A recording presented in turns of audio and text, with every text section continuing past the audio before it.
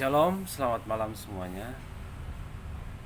Akhir-akhir ini semenjak adanya Android, media sosial, Facebook, apa segala macam tuh, saya lihat keadaannya semakin runyam. Ada plus minusnya. Plusnya itu kita kesini makin mengerti ternyata orang Indonesia itu suka kepo. Ada yang kepo mengenai kepercayaan orang lain, dan ada juga kepo mengenai rumah tangga orang lain. Banyak kepo lah, dan saya di sini mengambil kepo yang tentang kepercayaan. Ada juga dari pihak agama lain selalu saja membahas tentang yang berdominan saat ini ya, yang membahas tentang Yesus Kristus. Ya, ada yang mengakuinya dan ada yang tidak mengakuinya. Bagi Kristen, Yesus itulah juru selamat, dan bagi yang lain, agama lain saya tidak mau menyebutnya, mereka tidak mau mengakuinya. Tapi itu tidak masalah. Bagi yang tidak mengakuinya tidak masalah, dan bagi yang mengakuinya pun tidak masalah sebenarnya. Tapi yang masalah adalah kenapa sih kita harus membahas hal-hal seperti itu? Di dalam kehidupan ini, biarlah Tuhan yang menjadi kehakiman. Dialah kehakiman yang paling tinggi. Dan saya sebagai orang Kristen, saya tentu bukan membela Tuhan ya, karena Tuhan itu juru selamat, Dia pembela. Jadi saya tidak punya hak untuk pembelahnya, tapi saya mau ngambil satu keyakinan dalam pribadi saya bahwa banyak yang terjadi dan selalu terjadi dan sudah terjadi. Mujizat itu ada dengan hanya menyebut nama Yesus.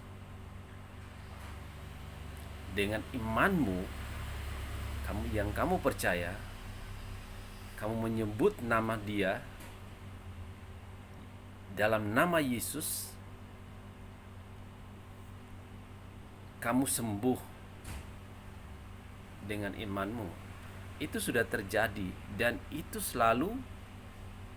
Tetapi orang-orang yang tidak percaya itu menganggap bahwa itu adalah suatu rekayasa atau satu sulapan atau apa.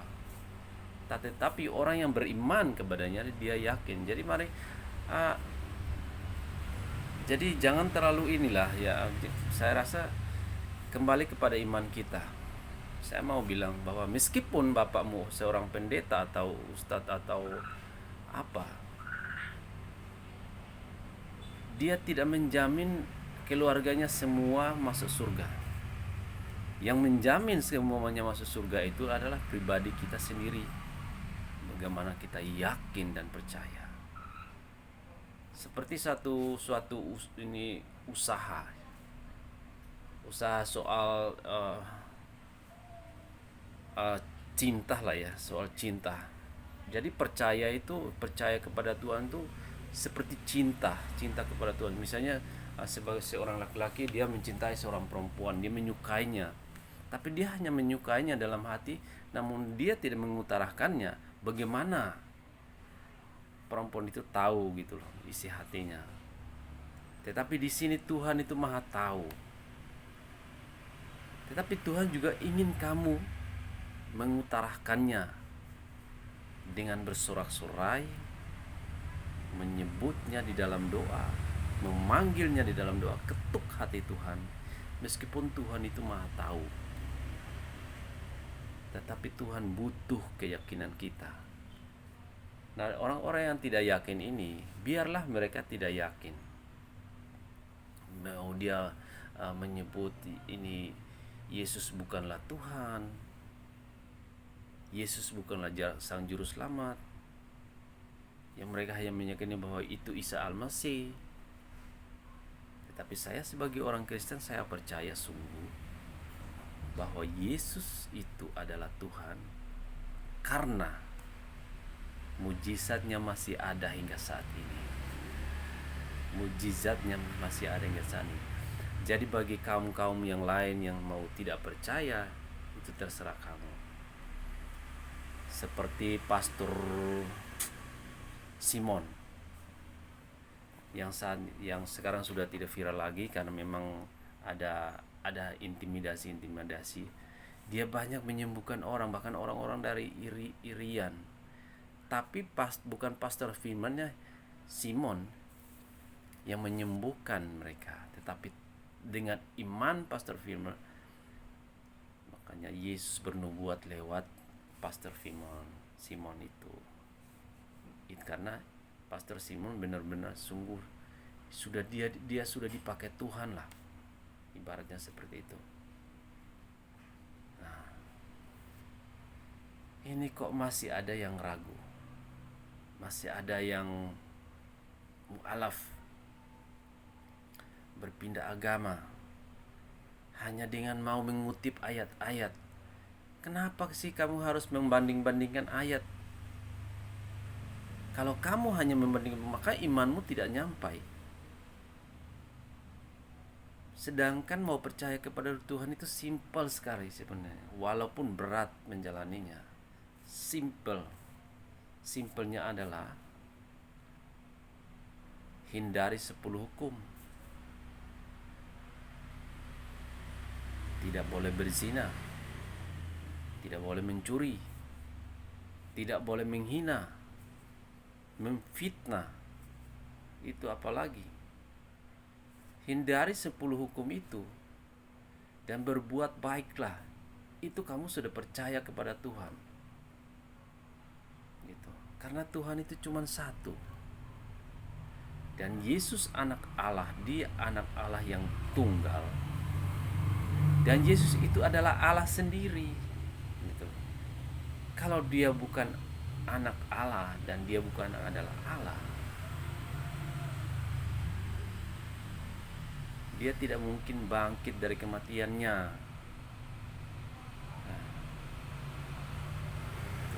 Oke lah, kamu tidak percaya bahwa Yesus tidak bangkit dari kematiannya. Tetapi dengan nyatanya saat ini sudah banyak mujizat yang terjadi. Ini contohnya kakak saya. Kakak saya itu dia sakit sudah bertahun-tahun. Sekitar 5 tahunan dia sakit. Lumpuh.